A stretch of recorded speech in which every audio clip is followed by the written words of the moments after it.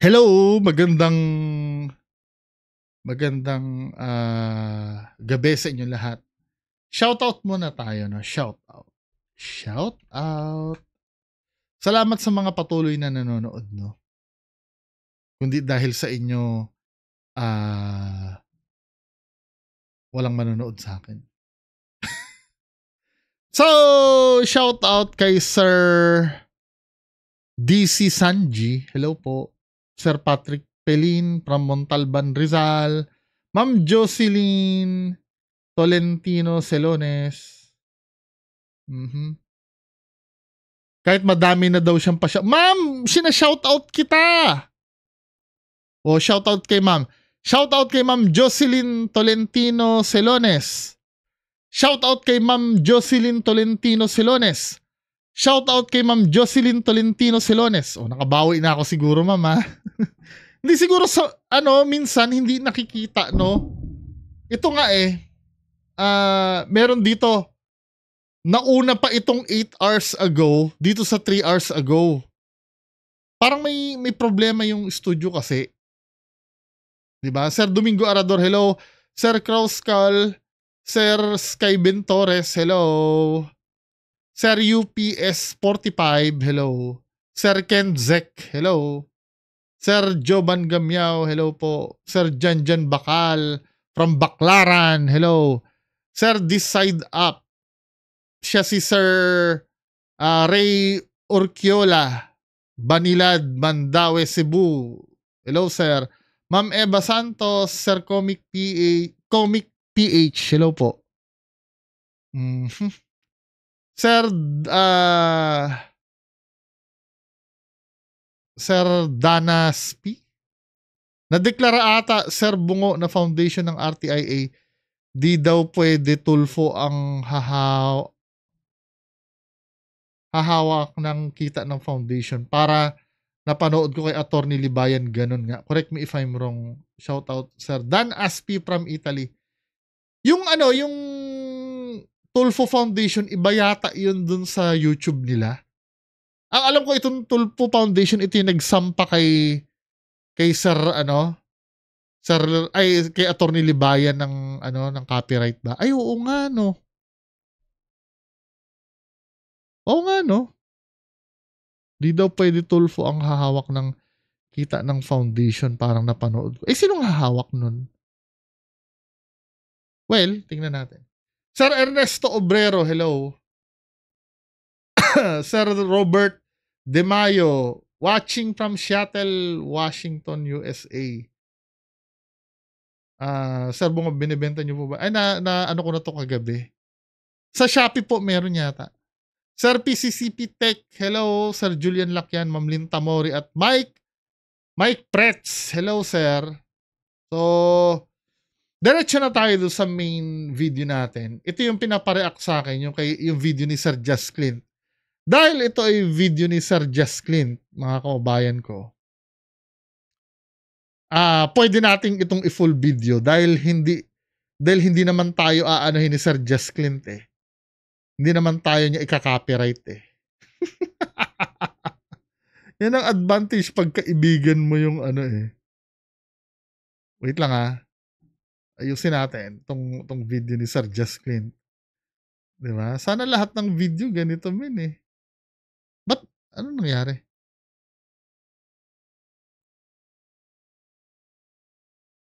Wait. Paano ba? Okay. Ayusin natin Wait lang sorry.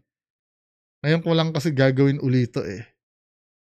So ito yung video ni Sir Just Clint. Diba? Boss Reno style tayo ngayon, boy.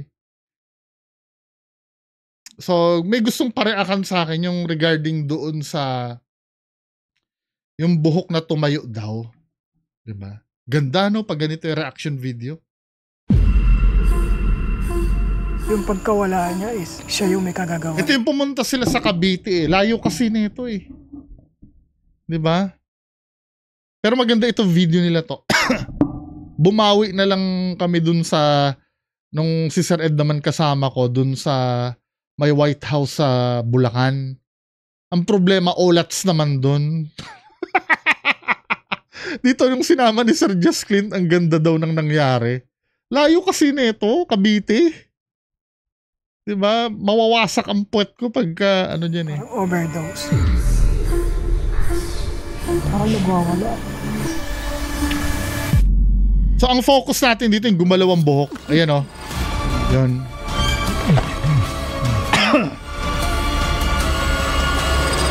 May tumawid. May tumawid.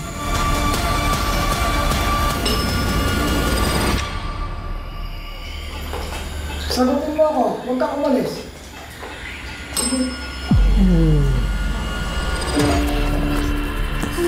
To be fair, yung bell kasi na yun, alam ko kasi mechanism nun eh.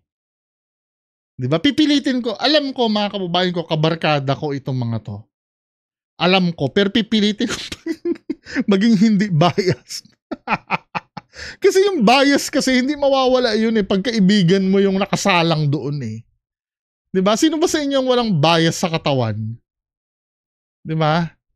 Pwede rin kasi maging bias kayo kung kaaway nyo yung nire-reactan nyo, diba?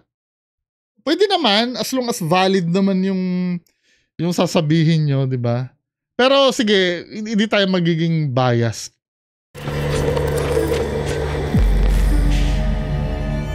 Ay, road to 1 million, no? Dekada 90 nang itinayo ang resort na ito. Pero ilang taon lang ang nakalipas ay bigla itong inabandona dahil sa hindi maipaliwanag na dahilan. Ayon sa nagbabantay dito. Forward na natin sa mismong investigation na.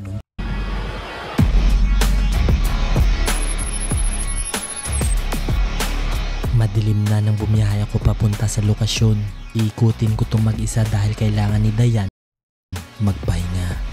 Ganda ng ng editing ni Sir Clint kayo, no? Sa lokasyon, ito ang bumungad sa akin.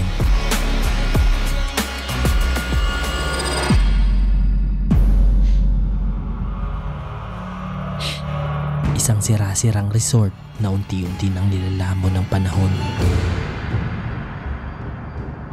So, dito Ito yata daw yung Sir Clint, ito ba yung sinasabi mong resort na ginatekeep nung ibang ghost hunter? Ang sabi daw parang hindi na yun nung tinanong daw ni Sir Clint yung hindi na pinapayagan yun nung pinuntahan nila pumapayag pa naman pala. Gini-gatekeep nila yung location, diba? Grabe. sa loob guys, yung disenyo niya para siyang clouds yung kisame. Tapos meron pa ditong mga lagayan ng ilaw. Kaso tanggal na yung iba. Basag na ang mga kristal. Nagsitanggalan na ang mga insulator nila. Insulator siguro yung mga to para sa kisame. Dumiretso pa ako para hindi mainit nung meron sa loob. At dito ko nakita ang restaurant nila.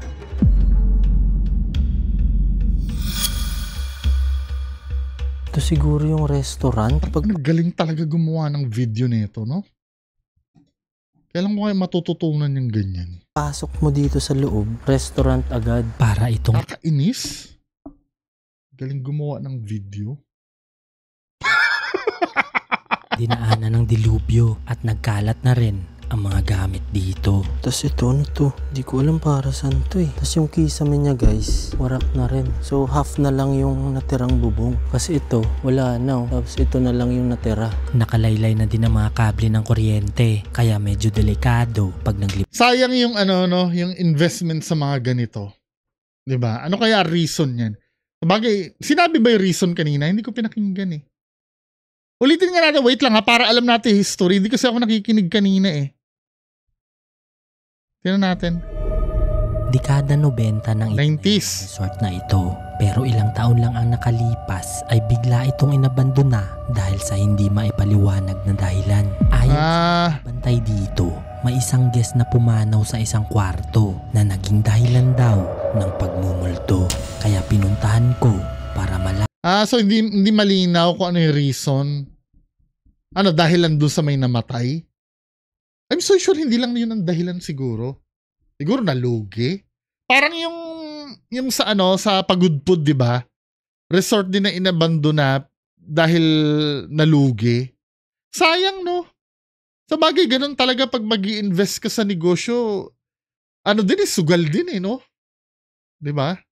Katulad niya, no, sayang. Itong dinaanan ng dilubyo at nagkalat na rin ang mga gamit dito. Tapos ito, ano to? Di ko alam para saan to eh. Tapos yung kisame niya guys, warak na rin. So half na lang yung natirang bubong. Kasi ito, wala na oh. Tapos ito na lang yung natira. Nakalaylay na din ang mga kable ng kuryente. Kaya medyo delikado pag naglibot dito. Tapos yung tiles niya, puro na basag. Konti na lang natirang intact. Pero ito talaga, kahit sira na siya, bakas pa rin yung kagandahan niya. Half na lang to eh. So, Ba't may oxygen doon? Para saan kaya yung oxygen? You know, oxygen tank. kahit sira na siya, bakas pa rin yung... Or hindi oxygen to, acetylene to, yung pang blowtorch. Alam ko may coding yan, di ba? May kulay yan pagka... Nakalimutan ko na green yata pag oxygen. Ano? Pag yellow, ano ba yung yellow na yan? Green. Oo, green. Ang acetylene kasi, anong kulay? Acetylene.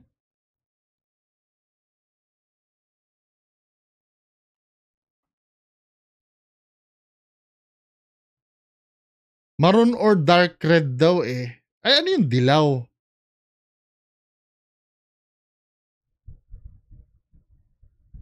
Ito yung color coding ng ano.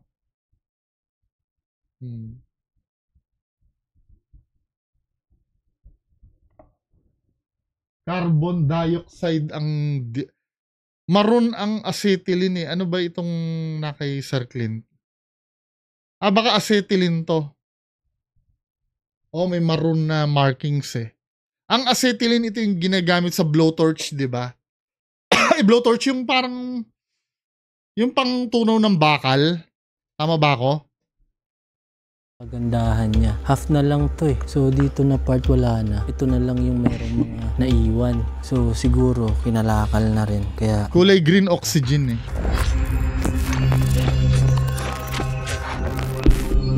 Sa tabi nito matatagpuan ang kanilang bar area. Nababalot na ng alikabok at naiwan pa ang mga bote ng inumin nila. Marmol yung ano nila. Siguro pang ano talaga to. Pang sosyalan din na resort dati. Dito yung mga tao nag-order. Dito siguro nila tinitimpla yung mga in-order ng mga customers. Kasi yung harap nito, ito na yung restaurant. Iba't ibang gamit ang nagkalat dito sa lapag. May mga cover ng switch. Anong gamit mo dito, Sir Clint? Yung bago mong camera? Yung Osmo? Ito ng inumin at meron pang parang oxygen. Hindi lang pala isa guys. Parang acetylene ito. Yung pang tunaw ng... yung oxygen. So meron dito. Tapos meron pa dun. Sira-sira na talaga dito. Wasak na talaga guys. Kailangan na rin natin lumabas kasi baka mabagsakan tayo nito. So lipat tayo dito. Kasi dito ata yung mga rooms nila. Kaya lumabas na ako agad. Para tingnan naman ang mga kwarto nila. Dito na ngayon tayo sa back part nitong resort. Dito matatagpuan yung mga rooms. Kupas na ang mga pintura nito. Sira na ang mga pintuan at dahan-dahan na itong nilalamon ng kalik. Sayang no? Diba? Bakit yung resort na yan, syempre hindi kumita. Kesa itiwangwang nila, sana ginawa nila nilang paupahan no? Yung parang dormitory, parang compound siya ng ano, parang yung sa ano, sa Manor Hotel siya dati nung nasunog siya, ginawa na nilang paupahan. 'Di ba? Gawan sayang no. Kesa ganyan na nasira. Laki din ang ginastos diyan eh. Ito, meron pang mga kristal dito. Tapos ang dami ng kalat, meron pang mga styro. Parang ang ganda niya dati. Kasi ito meron pang kristal, baka meron pang laman sa loob. Dahan-dahan ko tong nilapitan para tingnan kung meron pa itong laman. Sira-sira na rin siya. Kasi mahirap pumasok dito kasi madamo na. So hindi natin kayang pasukin yung ibang kwarto. At nang pumasok ako dito, ito ang mga nakita ko. Nagbagsakan na ang mga kahoy at nagkalat na sa lapag ang ibang parte. Wala na rin, sira-sira na rin dito guys. Yun o, yung kisame niya, wasak na rin. Ito ano kaya to? Kaya to? Cover? Yun o, okay pa to. Ito yung sliding ata nila. Pero, forward ko lang ha. Giba na rin ang lababo at kubeta. At pagsilip ko sa pintuan ng katabi nito, bigla ko tong nakita. Gubat na dito sa likod guys. Tas puno ng styrofoam. Yan no, dami. Hanggang dun sa dulo guys. Hindi ako sigurado kung para saan to. Kaya bumalik na ako sa labas para tingnan ng iba pang kwarto. Para tingnan na ibang kwarto. Ito siya, ganun din. Yan na, natanggal na yung insulator niya. Wala na to. Hira ang mga kisame. Pa yung lagayan ng buhok. Gusto ko yung gumalaw yung yung buhok. Tapos ito siguro yung good for two, yung deluxe nila kasi merong dalawang bakas ng headboard. Pero Uy, alam. Pasanay ka sa Sir Clint sa mga ganyang mga hotel-hotel. Dito. Chinek ko rin ang CR dito kung okay pa. Pero gaya sa kabila, unti-unti na rin itong nasisira. Tapos yung tiles medyo okay pa oh. Sayang tong resort na to, inayaan na lang dito. Sobrang lawak ng CR. Kasya pa nga dito isang kwarto eh. Kaso yun lang, yung kisame niya at saka yung bubong, wala na. Warak na siya guys. Ano, kita na yung mga puno doon. Lumipat ako sa kabilang kwarto para tingnan sana kung anong meron dito. Oo, ganun din. Wala na rin guys. Pero pagpasok ko sa loob, biglang nangyari to. Tapos yung tiles, pinagtatanggal na rin guys. Di ko alam kung... Pinagtatanggal na rin guys. So ito yon, ito na yung part na kinagigiliwan nating lahat. Tingnan natin. Tatanggal na rin guys. May naramdaman akong dumaan dito at kung mapapansin nyo, biglang nag-flicker ang flashlight at parang may kumalapit sa ulo ko.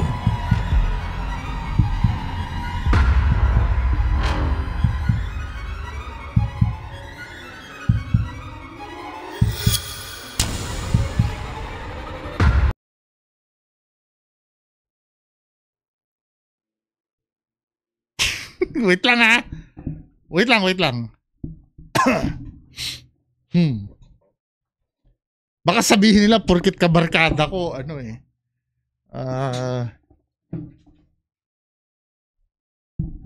slow motion nga natin. May hinahanap ako Malapit sa ulo. Zoom natin, zoom.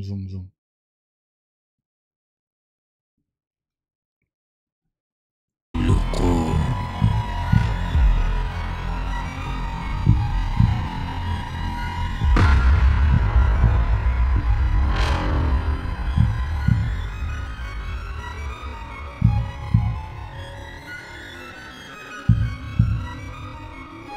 Wait lang titingnan ko lang.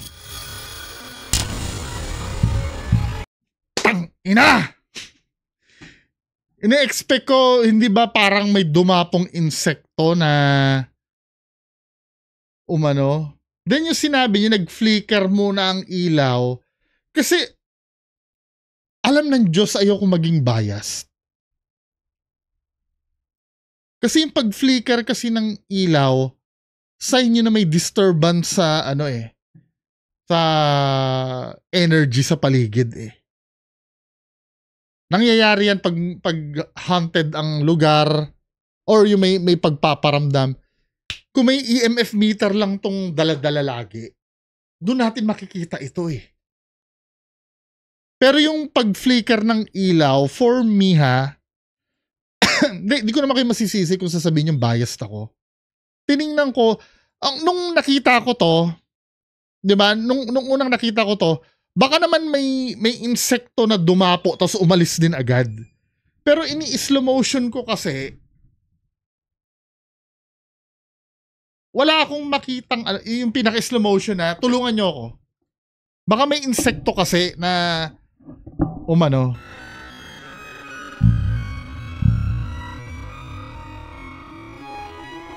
pagtsagaan na natin hanggang sa gumalaw. Wala talaga Tsaka nakikita nyo, nag-flicker muna yung ilaw,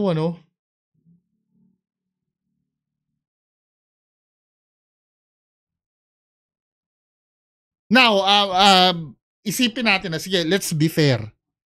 Kung ito ay pepekein, dun tayo sa dako na kung ito ay pepekein, ano kaya ang dapat niyang gawin dyan para magkaroon ng ganong galaw yung buhok niya? Kasi syempre, paranormal yan, di ba? Pwede nating isipin, pineke lang ni Just Clint yan. Now, ang tanong ko, paano ba yung gagawin niya dito para magmukhang gumalaw yung hinipan? Pwede, no? Kaya lang, kailangan mo ng kasama dun eh. Maganda niyan kung may capture pa siya ng yung wide angle talaga. Diba? Pwede yan, pwedeng ma-achieve yan. Let's say may kasama siya, pero diniklara niya wala siyang kasama eh. Straw ang gagamitin mo dyan, straw. Then, pwedeng hipan ng ganun. Kaya lang, di ba, wala siyang kasama eh. Pero kung pepekein man ito, yun ang nakikita kung pwede niyang gawin. Kaya lang, ita-timing mo yung pag-flicker ng ilaw. Kailangan dapat well-coordinated kayo. Kasi ilang take ang gagawin mo dyan. Kailangan mag-flicker mo ng ilaw bago, hindi, pwedeng signal niya yon. Kasi kung titingnan mo sa normal speed yung pag-flicker ng ilaw, ang bilis niya eh. Tama mo ha? Light at wag itong slow motion. Kasi ito slow motion na to eh. Gawin nating slow motion na rin to eh. Normal speed naman Hindi ko alam. Masyado mabilis yung flicker ng ilaw para i-switch on, switch off niya. Hindi siya kaya ng yung mabilisan. Ganon. Tama. Tapos yung tiles, pinagtatanggal na rin, guys. Hindi ko alam kung... Diba? Masyado mabilis yung flicker ng ilaw eh. Pinagtatanggal na rin, guys. Di ko alam kung... Diba? Kahit nga sa slow motion, masyadong mabilis yung pag-flicker ng ilaw sabay dun sa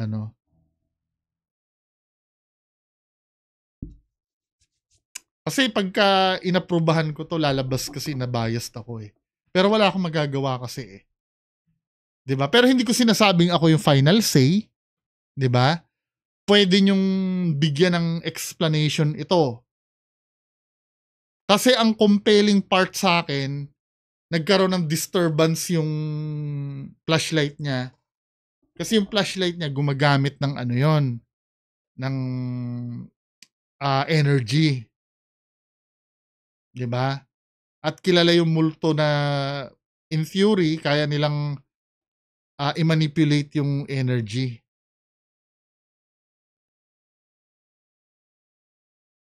Pero kung may EMF meter to na naka-standby, compelling talaga to.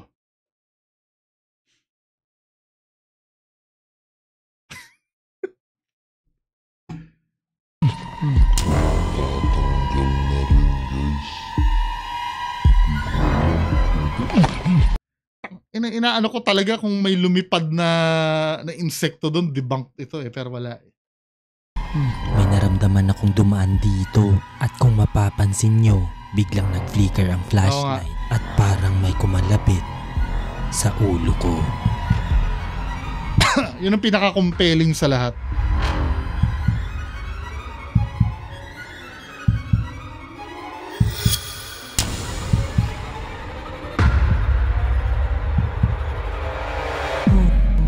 Kumalabit.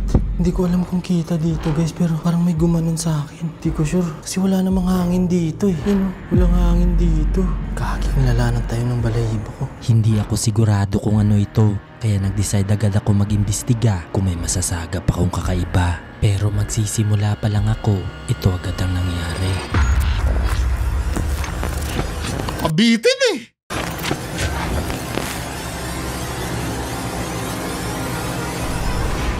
Kung meron akong kasama dito ngayon, pwede nyo bang patunugin ang isa sa mga god?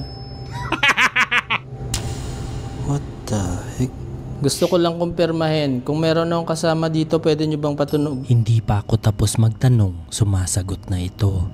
Pwede ko bang malaman kung espiritu ka elemento? Kung oo, patunugin mo ng isang beses yung bell. What the heck? Kinumpirma ko agad kung magtutugma. Ganda. Ganda ng camera niya, no? Lapit.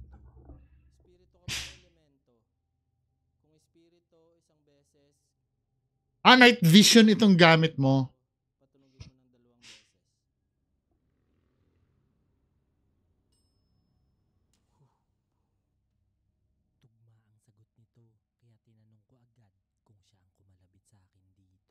Gusto ko lang kumpirmahin, ikaw ba yung kumalabit sa akin sa kwartong to kanina?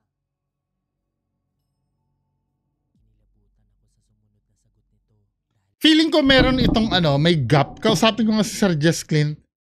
May gap siguro ito ng matagal. Kinakat niya na para ang itsura sumagot agad. Kung mapapanood mo to Sir Jess Clint, comment ka, no? May gap ito siguro na matagal. Tapos kinakat mo na yung yung space between. Okay lang ba sa'yo na nandito ako? Kung oo, patunugin mo isang beses. Kung hindi, dalawa.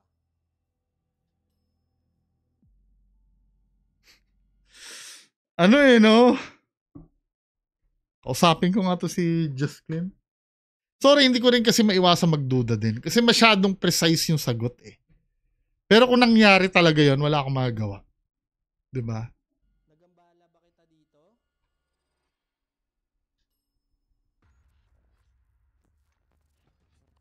Masyadong precise yung sagot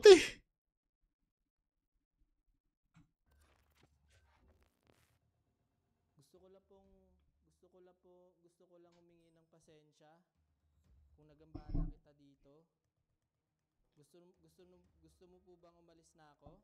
Halos nauutal na ako sa kaba at nang tinanong ko kung gusto niya akong umalis na, ito ang nangyari. Di siya sumasagot.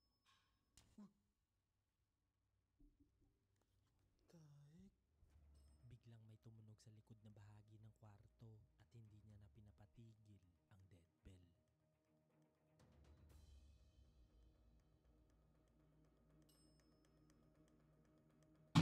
Ito yung reason kung bakit nilagyan ni Sir Lance ng yung dead bell kasi ni Sir Ed. Nilagyan ni Sir Lance yun ng LED na ilaw para talaga malaman natin na yun talaga yung tumutunog. Kasi pag walang LED, syempre, hindi ko naman sinasabing fake ito, no? Pwede kasing ang mangyari, pwede ka may kasama na tutunog nun Dahil hindi naman natin alam kung yun talagang tumutunog or sa likod niya or sa harap niya, 'di ba? Yun lang. 'Di ba? Pero yung nangyayari dito, magre-rely pa rin tayo sa credibility ng Ghost Hunter. 'Di ba?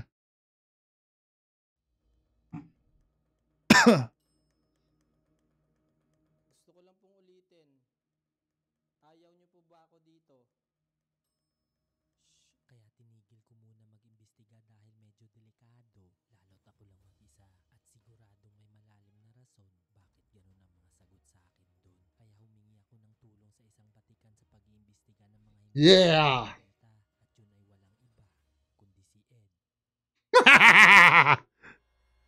Nandito na ngayon tayo ulit sa resort. So ngayon bumalik tayo dito. Imbestigahan natin kasama si Sir Ed para ma-confirm natin kung ano yung nangyari sa exploration ko before. Anyway, 30 minutes na ako, no? Pwede niyong panoorin ito sa mismong ni Sir Ed, sa channel ni Sir Ed. Ka-upload rin lang yata nila ito. Tama ba ako? In-upload nila. Doon lang ako dito sa part ni Sir Jess Clint. Yung sa may Ngayon, ang conclusion ko dito sa kasi nung una talaga, hindi ko pa siya pinapanood ng buo. Pero nag-iisip na ako ng pwedeng pang-debunk. Ang unang isip ko na pang-debunk, insekto siya na dumapo na biglang lumipad. Pero wala walang trace Ang nagpabigat pa, yung sumabay pa yung flicker ng flashlight.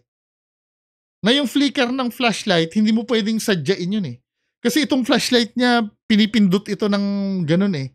It takes time para mamatay at bumukas uli. Hindi ganun kabilis na sa nakita natin na namatay bumukas yung ganun. Hindi ganun eh. Well, nasa sa inyo pa rin ano. Hindi akong final say dito ha, kayo pa rin ang mga nanonood. 'Di ba? Kaya ako sa inyo iniiwan, kaibigan ko kasi ito. Kasi pag akong huling humatol dito sa video na to, sasabihin nyo kasi biased ako eh. 'Di ba? Kayo na lang. Ako, hinain ko sa inyo, tiningnan naman natin kung may insekto, wala naman. 'Di ba? Baka kayo, meron kayong magandang explanation doon sa nangyari. So, yan lang po muna yung ating mga pag-usapan ngayong gabi. Magandang gabi sa inyo lahat. Bye-bye.